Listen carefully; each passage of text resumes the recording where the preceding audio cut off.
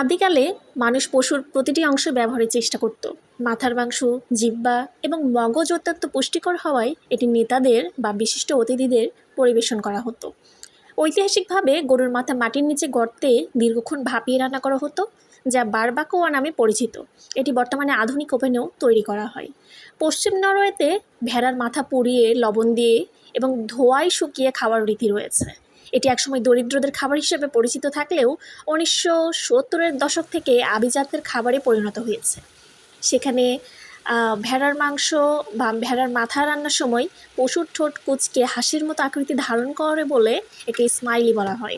এটি দেশটির একটি জনপ্রিয় সাংস্কৃতিক খাবার।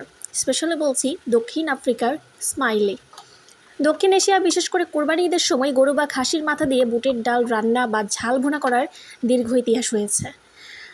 মুঘল আমলে মগজ ও জীবের রান্নায় বিভিন্ন সুগন্ধি মশলার ব্যবহার ব্যাপকতা পায়। আজকে তৈরি করছি খাসির মাথা ভুনা।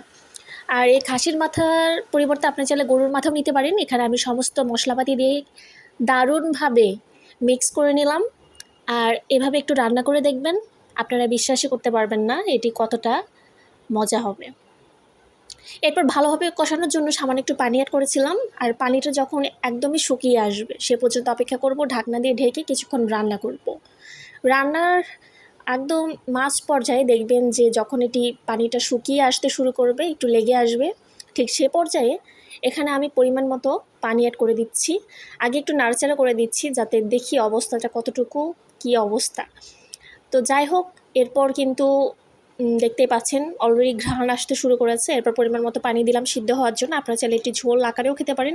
যেহেতু আজকে ভুনা তৈরি করছি, এখানে আমি ভুনাটা অ্যাড করছি। আর এই ছোলার ডালও আপনি এখানে চাইলে ব্যবহার করতে পারেন। আর আমি এই রেসিপিটা পরে আপনাদের সাথে শেয়ার করব। মূলত মাথার মাংস দিয়ে বুটের ডাল। আর এখন ফোড়ন দেওয়ার পালা। আর ফোড়নটা কীভাবে দিতে হয় আপনারা সবাই জানেন। আমি এখানে আজকে একটু রসুনটা থেতো করে নিয়েছিলাম। একদম ছোট ছোট রসুনের কোয়া ছিল, ছিলতে খুব কষ্ট হচ্ছিল। তো ভাবলাম একটু থেতো করে নিয়ে একটু তেলে গরম করে এই মাথার মাংসে দিয়ে দিলাম। তো ফাইনালি দেখতে পাচ্ছেন খুব বেশি মজা হয়েছে। অবশ্যই সেটা রান্নার একটু শেষের দিকে দিতে হবে ফোড়নটা।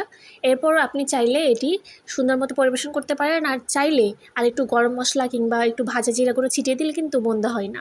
আমি এখানে ভাজা জিরা গুঁড়োটা অ্যাড করছি। আপনার চাইলে এটি লুচি, পরোটা কিংবা গরম ভাত, খিচুড়ি যে কোনোর সাথে আপনি পরিবেশন করতে পারেন।